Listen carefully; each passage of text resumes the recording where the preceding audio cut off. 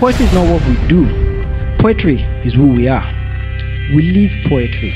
We eat poetry. We make love. This love is 3D. We're at the confluence of technology. Our souls meet like two streams, sharing each other's dreams. Time waits for no one, so why should we wait for time? Life's a continuous race. You can't slow down, man, even when you see the finish line. Where were you when I sat in the labyrinths of the dark night, cooking words like a chef making fish to change stew? The worries, to eat and dress in a style that define you without thinking what the round table people would think My about ink you. don't go astray like bodyguard son. They squander all my thoughts inside this brain bank. It don't lose guard. Why do the old folks think they know everything? You fail to understand you're not living the times I'm living in. You can see from the start, with 30 years apart, I have new blood while you're still sustained by an old heart. Without which you would have never existed.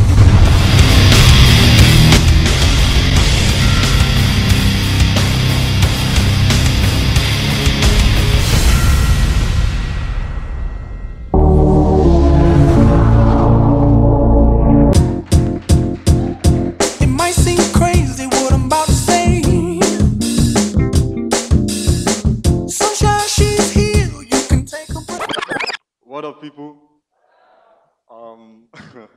Poets Preach Peace, PPP.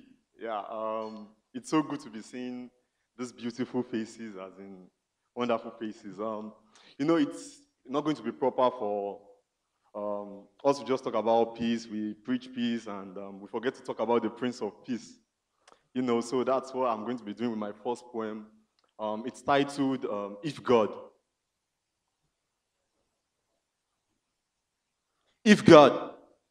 If God wasn't God, I won't be doing this piece.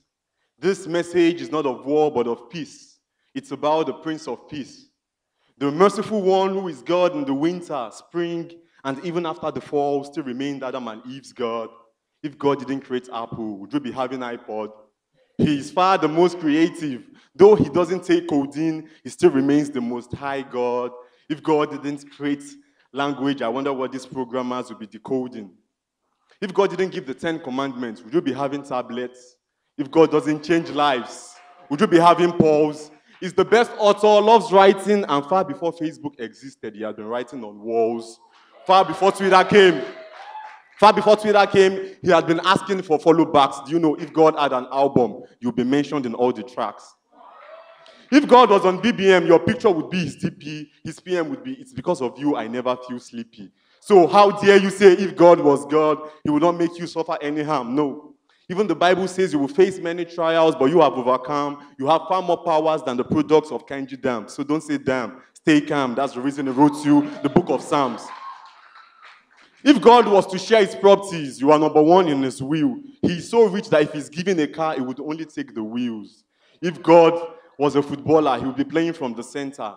Jaira would be written at his back because he always supplies, he never makes us lack. He treats us as celebs and stoops so low he decides to be our fan. He desperately needed to reach us, so he came down as a man. We were like prostitutes hurrying after other gods. We were slaves to pride. It's bad habits, perfume we smell, use, wear. We were deep in sin. Oh, did I just use wear? Sorry, I lied. Do you know if God was to marry, you would still be his bride? He already did. The ceremony was on the cross. Until date, we still have the reception. That's why you can easily call on God and he moves for the cause. Now, this might sound like a taboo, but you know God so much loves you that in Isaiah 49, he used your picture as his tattoo. If God was to do this poem, it won't be if God, it will probably be if I. If God enters a bank, it will be to save his children. If God was to save just one person, it will definitely be you.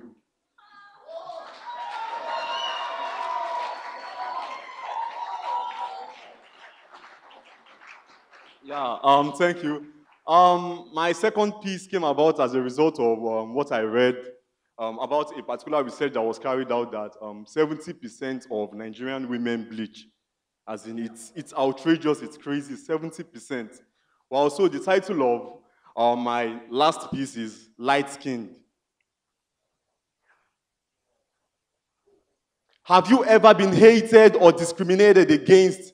I have not.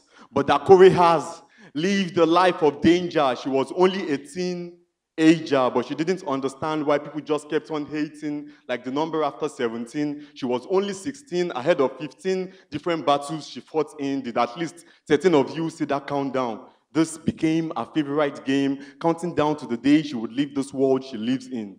She could walk but saw herself lame because of the difficulty in standing for what she believes in.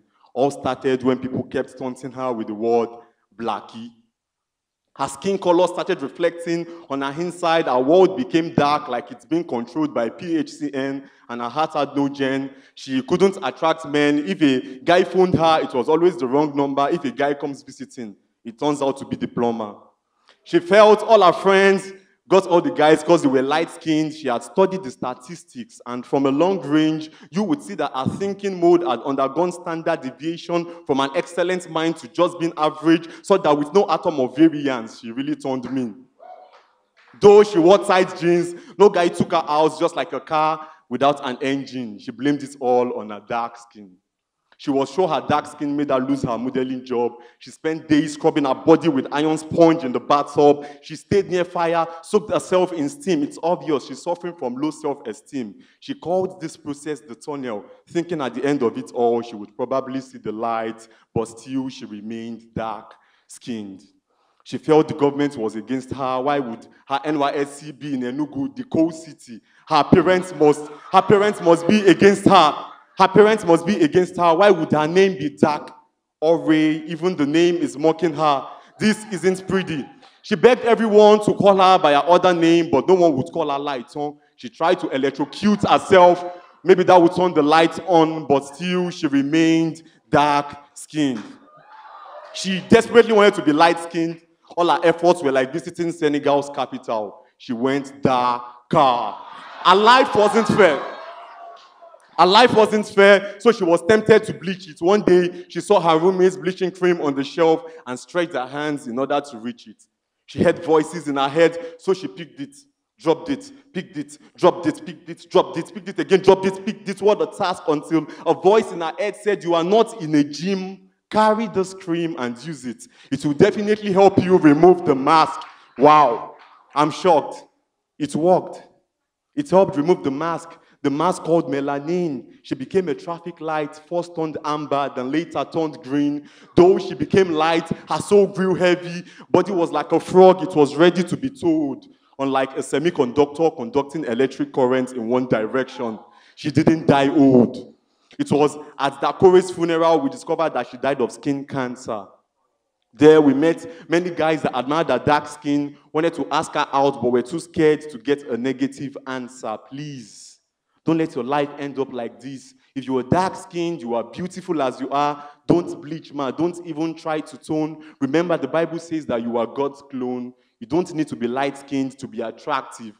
God saw your skin color and still you were called. And if at all you must bleach, let it be your dark heart, dark mind, dark soul. Then watch yourself become the light of the world.